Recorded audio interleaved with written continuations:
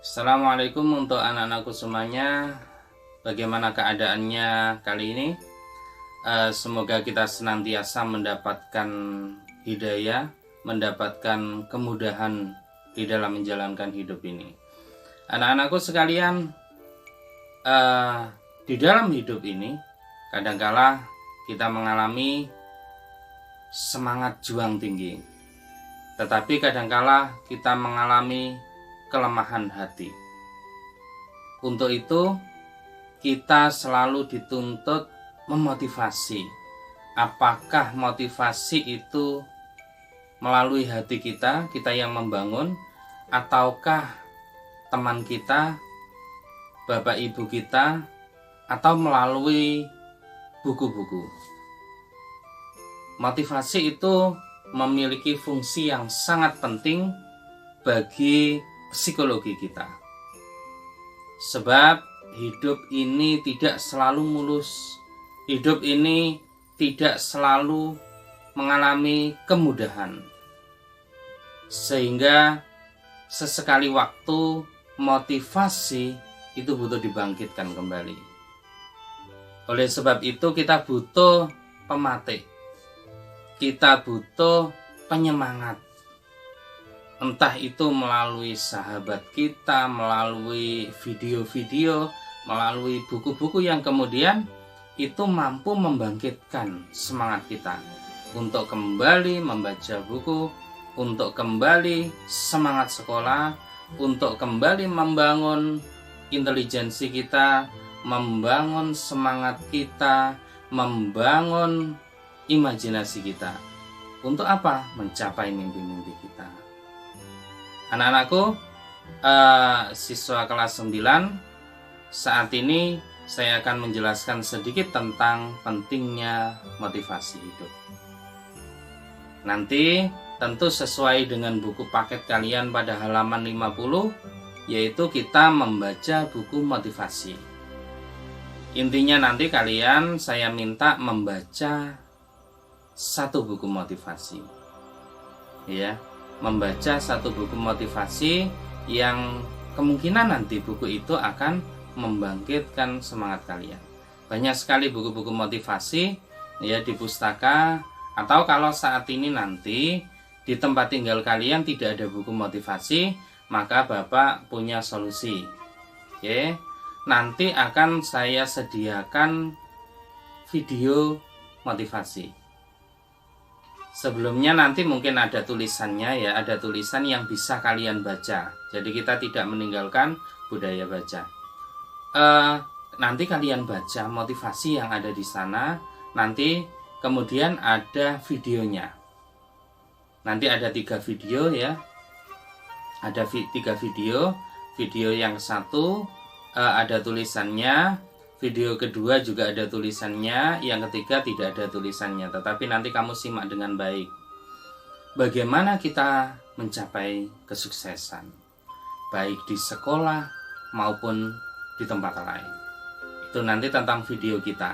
Sehingga nanti saya inginkan setelah kalian melihat motivasi, kalian punya keinginan untuk hidup lebih hebat, untuk bangkit lebih hebat. Anak-anakku, silakan saksikan dulu videonya ya, sehingga nanti kalian punya pemahaman dengan baik tentang pentingnya membangun kejiwaan kita. Silakan saksikan.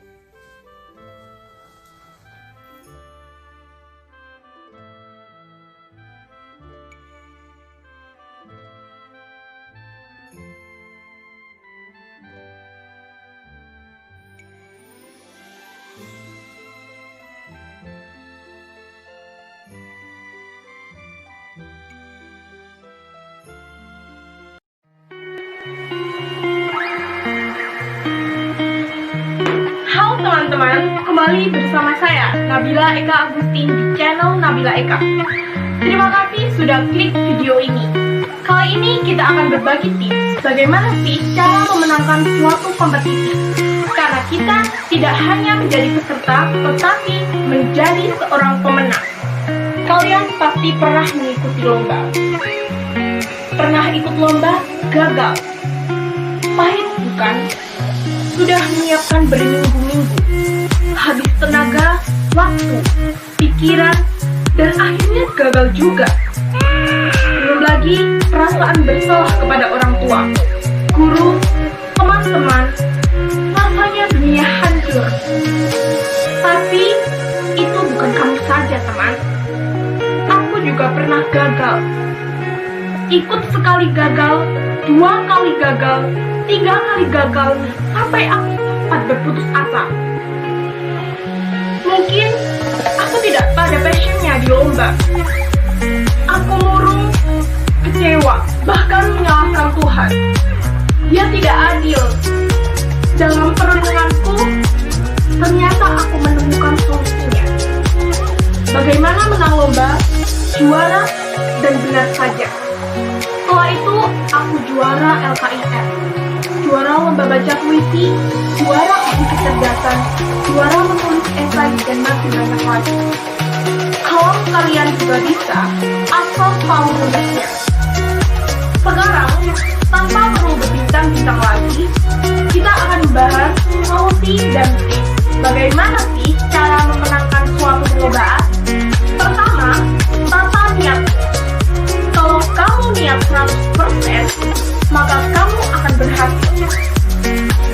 Kedua, tentukan targetmu harus juara 1. Ingat, harus juara 1. Sehingga belajarmu serius, bukan tak tekun. Ketiga, baca, dan baca.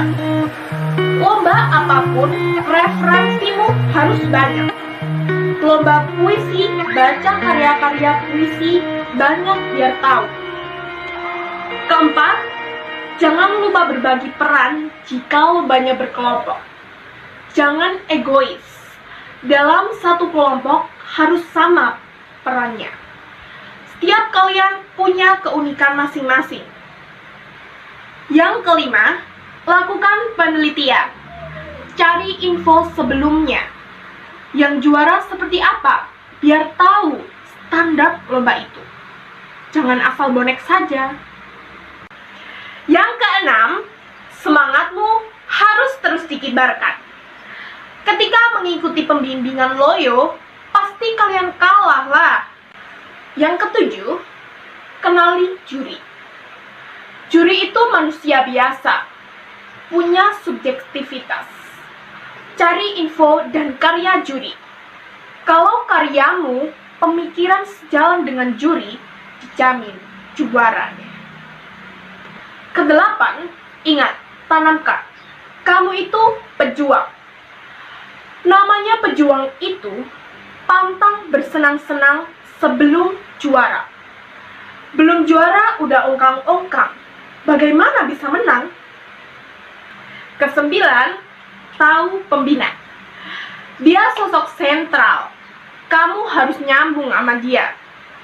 Apa yang disampaikan pembina, dengarkan, laksanakan, dijamin. Juara pasti di tangan. Yang ke-10, kekuatan doa itu yang utama. Jangan lupa, doa pada Tuhanmu, minta doa kepada orang tua, guru, teman. Doa mereka lah yang akan mengantarkan kita juara. Jika kalian lakukan itu semua, saya jamin, esok pagi kalianlah juaranya. Itu saja tips dari saya. Selamat berkompetisi dan semoga juara. Dan satu lagi, jangan lupa like, comment, subscribe, and share. Goodbye.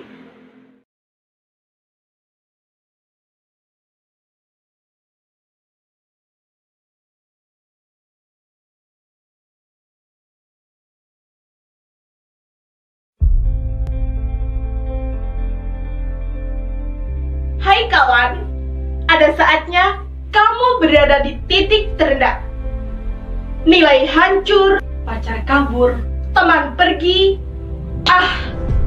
Nasib begitu menyedihkan. Gagal di posisi paling terendah. Tak ada kawan, kekasih, sahabat, guru, bahkan orang tua. Semua menjadi hantu yang paling menakutkan. Hanya marah, dan marah. Tak ada nafsu untuk hidup. Marah dan marah. Sedih adalah luapan emosi yang wajar. Di sanalah letak kita harus bangkit. Bangkit dari semua hal. Hadapi dengan ketegaran. Ini aku. Ya, kemarin aku salah. Tapi esok pagi, akulah pahlawannya. Ya, kemarin aku runtuh. Tapi esok pagi, aku akan memulai membangun kembali. Ya, esok pagi, aku akan memulai bangkit.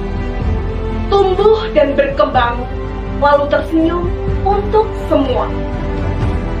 Inilah aku yang akan bangkit dari keterpurukan paling dalam.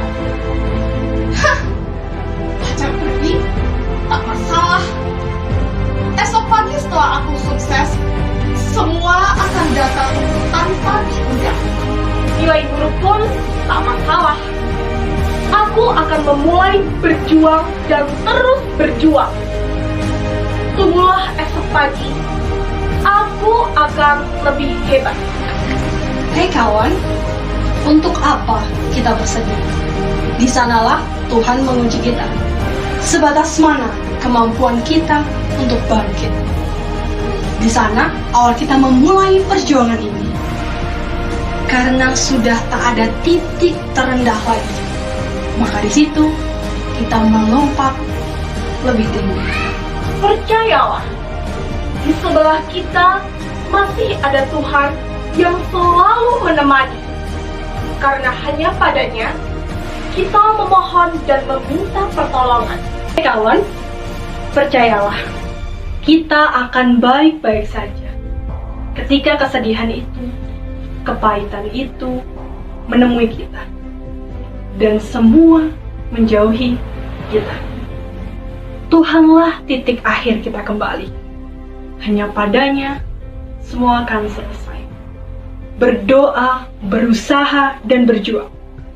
Bangkit dan terus berproses. Maka tunggulah di titik akhir Tuhan kan tersenyum. Ini memang bukan hal yang mudah. Tapi bukan berarti tidak bisa.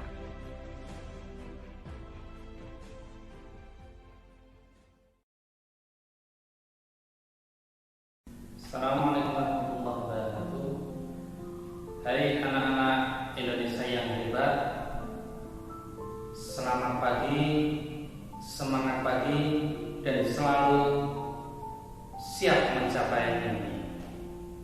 Anak-anakku yang hebat, ketika kalian sekolah, di sekolah itu banyak hal. Di sekolah kalian bisa mencapai masa depan yang hebat, masa depan yang istimewa, sangat istimewa, atau bisa jadi Anda gagal. Semuanya itu akan kembali kepada kalian. Ketika kalian menyiapkan dengan baik masa depan kalian, maka kalian akan sukses. Tetapi ketika kalian abai, tetapi ketika kalian tidak peduli, maka masa depan kalian sudah jelas-jelas calon gagal. Anak-anak Indonesia yang hebat, bisa kalian catat. Saya punya 4 hal untuk mencapai kesuksesan. Ada 4 hal untuk mencapai kesuksesan, dan itu ketika kalian lakukan dengan baik, kalian betul-betul akan mencapai sukses itu. Apa saja 4 hal itu? Yang satu, kalian wajib menjadi kutu buku. Kata kutu buku saat ini mungkin begitu aneh, tidak umum. Sebab anak-anak saat ini lebih suka membaca WA, membaca Facebook, atau yang lainnya dibandingkan membaca buku. Anak-anakku, sukses itu dimulai melalui membaca. Ketika kalian sekolah, kemudian kalian tidak suka membaca, maka jangan menunggu masa depanmu. Masa depanmu pasti gagal. Sebab membaca itu adalah pintu masuk pengetahuan. Bagaimana di otak kalian itu banyak wawasan ketika kalian tidak banyak membaca buku, sehingga buku itu menjadi kunci utama. Buku saat ini tidak hanya bisa kalian dapatkan melalui buku-buku saja, tetapi bisa melalui e-book, Google, dan lain sebagainya. Bacaan-bacaan itu mesti kalian eksploitasi, kalian pahami dengan sangat baik. Ada satu kisah anak sekolah. Satu waktu ketika saya masuk ke dalam kelas, anak itu diam saja. Anak itu diam saja. Dan kelihatannya dijauhi oleh temannya. Sangat dijauhi. Kemudian saya muncul tanda tanya, ada apa dengan anak ini? Jangan-jangan dia mengalami sebuah masalah konflik, baik di kehidupannya, kehidupan sosialnya, dan lain sebagainya. Maka kemudian saya mencoba untuk memanggil anak ini. Ketika siang, dia saya panggil, kemudian saya tanya tentang kehidupannya, maka dia tidak bisa menjawab sama sekali. Dia hanya menangis saja. Saya tunggu sampai dia betul-betul selesai menangis. Maka kemudian dia mulai membuka bagaimana kehidupan ayah, ibunya, kakaknya, dan semuanya, yang semuanya mohon maaf tidak mendukung untuk kemajuannya. Ada konflik. Sehingga kemudian saya mengatakan, hai anakku, ketika kamu ingin hebat, ketika kamu ingin sukses, maka saya punya satu hal. Apakah engkau mau mencobanya? Dan anak ini menjawab dengan tegas, insya Allah saya siap mencoba. Maka saya katakan, anakku, saat ini bulan Juli, tanggal 16 Juli. Kalau kamu ingin sukses, ingin hebat, ingin semuanya peduli dengan kamu, teman-teman peduli dengan kamu, ayahmu peduli dengan kamu, maka saya minta buku bidang studimu yang sudah dibagikan, ada 11 bidang studi itu, kamu baca, kamu habiskan dalam satu waktu. LKS-nya selesaikan semuanya. Pada saat itu ada LKS. LKS selesaikan semuanya, buku bacaan kamu baca. 1 bulan lagi saya tunggu. Dan betul apa yang ada. 1 bulan kemudian dia meletakkan buku-buku itu di meja saya. Saya sempat lupa menugasi anak ini. Tapi siang kemudian dia datang ke meja saya, kemudian mengatakan, Pak, ini tugas saya sudah selesai. Pada saat itu saya sendiri tidak yakin anak ini bisa menyelesaikan. Tetapi saya kemudian mencoba untuk membuka satu demi satu LKS-nya saya buka. Saya lihat semuanya sudah lengkap. Bidang studi IPA, IPS, bahasa, matematika, kesenian, dan lain sebagainya selesai. Ada 1-2 bab yang tidak selesai. Maka saya kemudian tidak asal yakin anak ini menyelesaikan. Maka saya kemudian mencoba, saya tanya dengan sistem acak. Saya ambil buku IPA, kemudian saya buka bab sekian, saya tanya, apa yang kamu ketahui tentang ekosistem? Kemudian dia menjawab, ekosistem adalah bla bla bla bla, dan jawabannya sesuai. Saya mencoba membuka buku kesenian, apa yang kamu ketahui tentang seni pementasan? Ketepatan itu ada di kelas 9. Dia tidak ada jawabannya. Dia mengatakan, mohon maaf Bapak, tidak ada di buku paket. Saya mencoba membuka di buku paket, memang tidak ada. Maka kemudian saya yakin wah ini betul-betul membaca. Maka apa yang ada 4 bulan kemudian, yang dulu dia bukan siapa-siapa, nilainya paling baik sekelas. 1 tahun kemudian nilainya paling baik satu angkatan. Dan betul ketika kelas 8 paling baik, kelas 9 sampai danunnya pun paling baik, dan dia menjadi anak istimewa. Maka anak-anakku, jangan lupa membaca adalah pintu kesuksesan yang satu. Yang kedua, jangan lupa dekat dengan Tuhan. Apapun agamamu, dekatlah dengan Tuhan. Ketika kamu dekat dengan Tuhan, maka Tuhan akan membantumu. Ada satu ungkapan, ketika kita mendekati Tuhan satu langkah, maka Tuhan akan mendekati kita dua langkah. Ketika kita mendekati 4 langkah, Tuhan akan mendekati kita puluhan langkah. Tuhan lebih sayang kepada kita. Maka ketika kita mencintai Tuhan, maka Tuhan akan mencintai kita. Ada satu kisah anak sekolah juga. Kelihatannya masih sama anak yang masalah. Bahkan di sekolah itu dia selalu masuk BK setiap minggu. Bahkan dibenci oleh bapak ibu. Kenapa? Setiap ada kelahi, setiap ada wanita nangis, mesti dia yang buat masalah. Ada buku, ada uang hilang, mesti anak ini buat masalah. Satu waktu kemudian dia menemui saya, kemudian dia entah ini apa. Tiba-tiba dia mengatakan, "Bapak, saya minta petunjuk.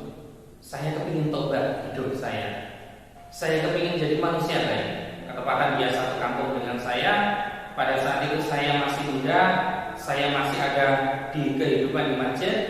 Maka saya katakan kepada dia, "Kalau kamu ingin hebat, ikuti saya. Apapun yang saya lakukan, ikuti. Kamu tidak usah tanya." Maka saya selalu tinggal di masjid. Maka mulai dia datang ke sekolah, dia sudah di masjid. Biasanya pulang dia makan, selesai makan kemudian kembali ke masjid, ikut aktivitas di masjid. Satu waktu dia ingin bisa mengaji, tapi saya tidak mau ulangi. Saya sebetulnya ingin menguji dia, betul enggak? Dia betul-betul ingin jadi manusia yang baik. Saya katakan, sudah kalau kamu ingin ngaji, ngaji saja. Pada saat saya ngaji, kamu ngaji. Sesekali kadang temannya saya minta ulangi ngaji.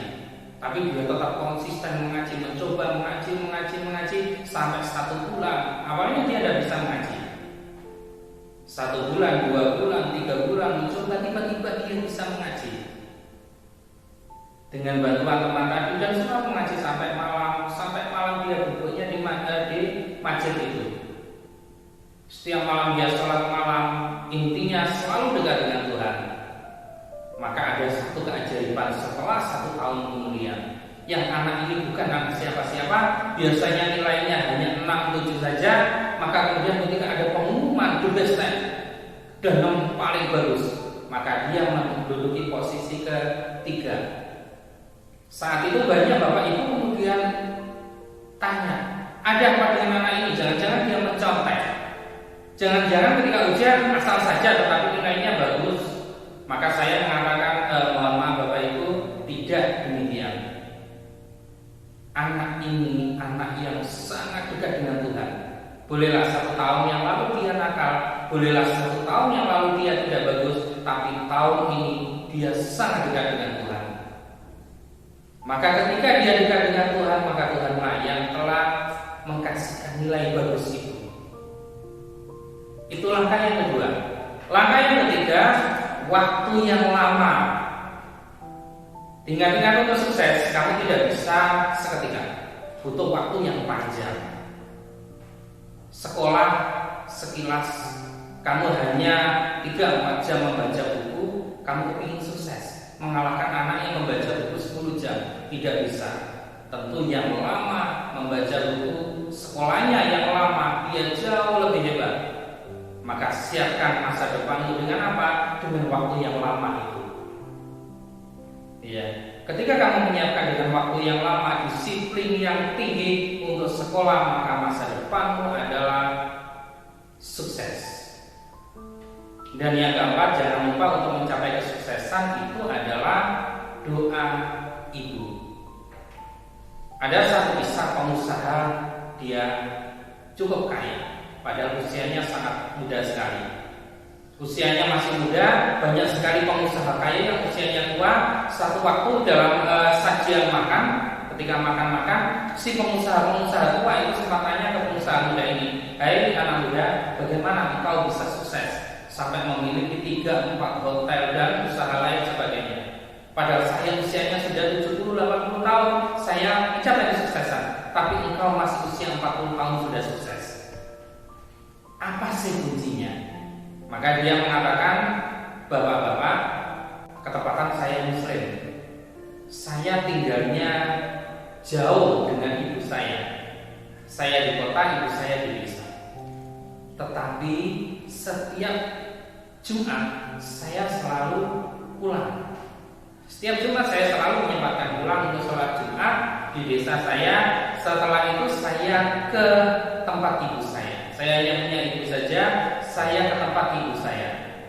Saya bawakan makanan, kemudian kita bincang-bincang sampai ibu saya ketawa senang. Setelah ibu saya ketawa senang, kemudian saya pamitan, saya ke tempat usaha kembali. Dan doa ibu itulah yang membuat saya sukses.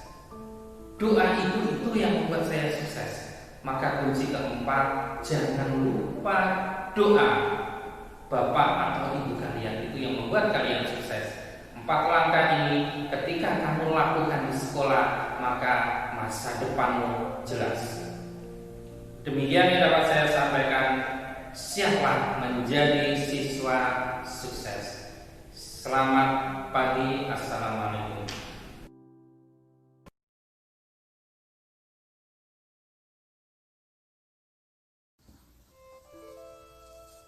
Anak-anakku semuanya, bagaimana? Sudah melihat semua videonya? Asik-asik bukan? Di sana ada 3 video. 3 video itu semuanya saya yang membuat satu konsep. Yang ke-1 itu siswa saya dulu. Ya, jadi siswa saya dia mencoba memotivasi melalui channel YouTube-nya. Ya. Kemudian bagaimana kita bisa mencapai kesuksesan baik di kompetisi maupun yang lain. Ya, setelah melihat video-video itu, kalian sebetulnya bisa mencoba, ya, bisa mencoba apa yang disampaikan itu akan menjadi penyemangat kalian, akan membangkitkan semangat kalian untuk bisa lebih hebat. Itu video yang kedua dan yang ketiga juga begitu. Nanti anak-anakku, saya minta kalian memilih salah satu video yang paling kalian sukai. Ya. Kemudian tuliskan di buku tulis. Jangan lupa tuliskan di buku tulis. Kemudian nanti jawablah 4 hal ini. Ya. Yang 1, kenapa kamu memilih video itu? Kenapa kamu memilih video itu? Yang kedua, sampaikan isi singkat video itu. Oke. Yang kedua, sampaikan isi singkat video itu. Kemudian yang ketiga, kata-kata apa yang mampu memotivasi kalian. Nanti ambil 1 atau 2 kata yang mampu memotivasi kalian. Yang keempat, apa dampak setelah kalian melihat video itu, membaca tulisan di video itu, apa dampak bagi kalian? Apakah kalian lebih semangat? Semangatnya bagaimana? Itu nanti kamu tuliskan. Oke. Yang kelima, oke, ada 5. Yang kelima, apa yang ingin kalian lakukan setelah membaca dan melihat motivasi itu? Jadi apa yang ingin kamu lakukan setelah membaca dan melihat video itu? Oke anak-anakku, itu 5 yang mesti kalian jawab. Saya tunggu jawaban kalian. Semoga video itu mampu memotivasi kalian lebih hebat. Sampai sini dulu. Assalamualaikum.